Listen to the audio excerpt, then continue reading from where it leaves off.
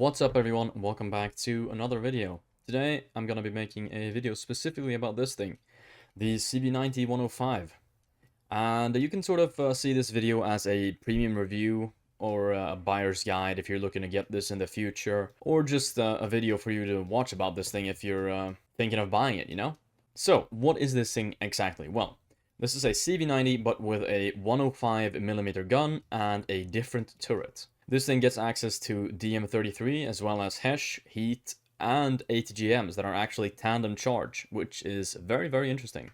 It's got a very good top speed at 70 kilometers an hour and an absolutely amazing 5-second autoloader. This thing is a beast. So the main drawback of this thing is that it gets absolutely shredded by any kind of cannon in the game. It is very thinly armored, as you can see here. 20 mils all around with some RHA on the inside.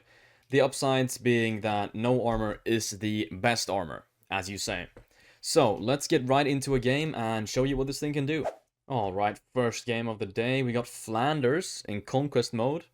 This is a pretty decent map, to be honest. I know Flanders gets a lot of shit for being sort of a bad map, but honestly, I don't have anything against it, if I'm gonna be completely honest. I usually go for the right side of the map here with the horse track and the hills, but this side is decent too, I suppose. Let's see if we can't get a flank going or something and show you guys what the this thing can do.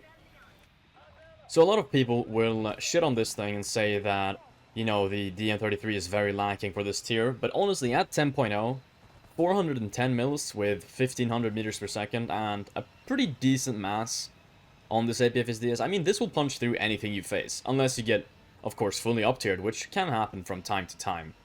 But even then, you should be able to deal with essentially every threat that you face.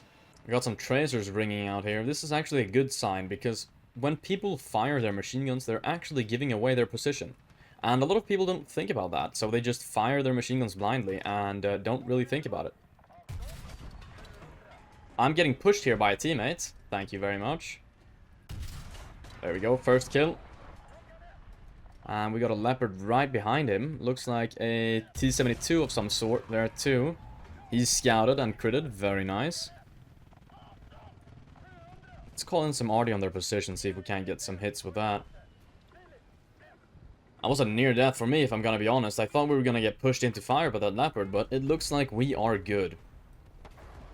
So let's try and move across here to the other side. I don't know what that was. Must have been a Roy Cat.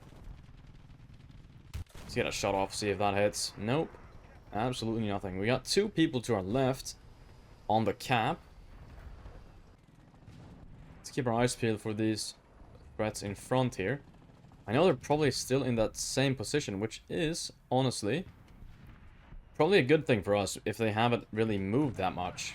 Let's get a scout on that guy in case he gets blown up. We'll try to move up besides the point. Honestly, the drawbacks with this kind of map is it tends to push people into spawn camping. As soon as you get the cap, you kind of wanna disallow the enemy team to spawn. So what do you do then? Well, of course you spawn camp. That's one down. There's another one right here. See if we can't get a pick on him. Oh, that was very unlucky. Got his driver. If I'd been a second late with that shot, I probably could have got him. But it's fine. Alright, second match. Arctic Pier. This is a decent map for this thing, if I'm gonna be completely honest. This thing has a very good sniper, considering you get those Gen 2 thermals for both the commander and the gunner. Not to mention, of course, the laser rangefinder and the laser warning system, which is very helpful to know whenever someone is trying to kill you. Overall, I will say this is a very good premium tank. This is probably one of the better ones you can get, honestly. It is just absolutely fantastic.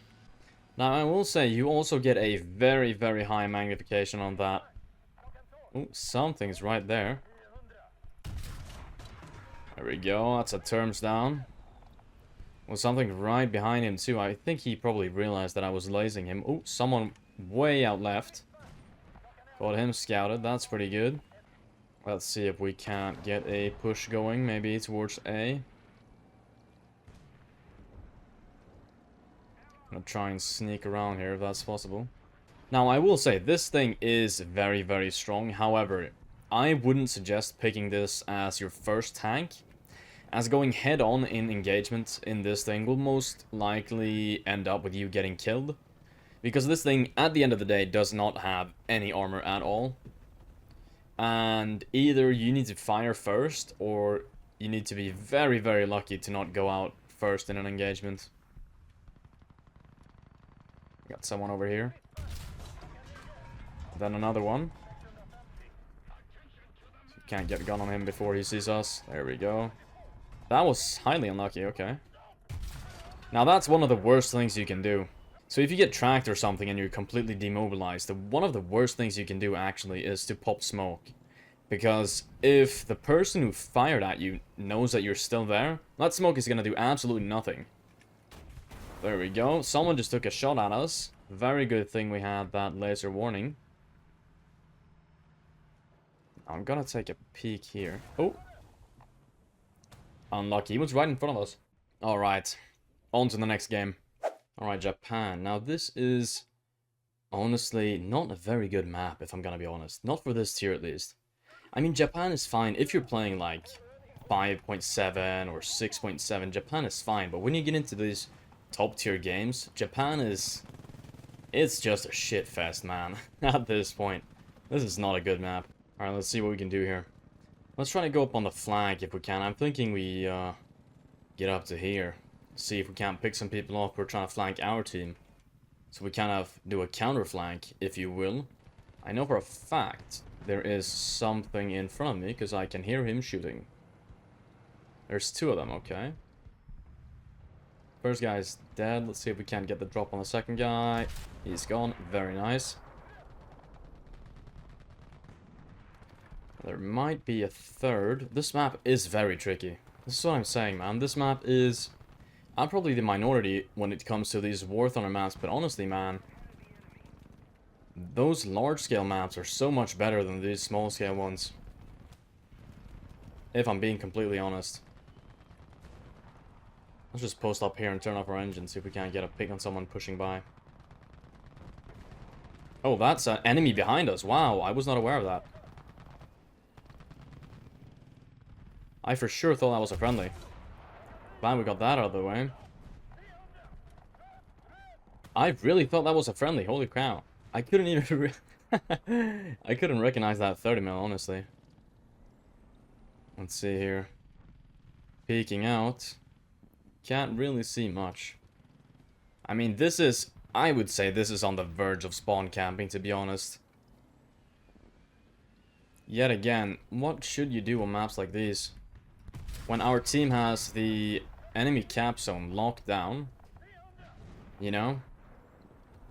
Is there really anything else to do?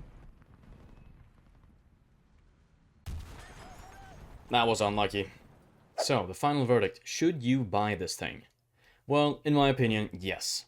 Especially if it's on sale. I would say this is one of the few premiums that's actually worth getting at full price. But especially if this thing is on sale, I would definitely get it. The pros of this thing is that it gets a 5-second autoloader, decent gun, very good mobility, laser rangefinder and laser warning system, and Gen 2 thermals. The downsides, of course, is that it's made out of paper, and it is honestly quite expensive. It's a lot of money to put on a tank in a video game. So that's it for today's video, guys. I hope you enjoyed it and found it very informative, and I'll catch you guys in today's stream. See ya.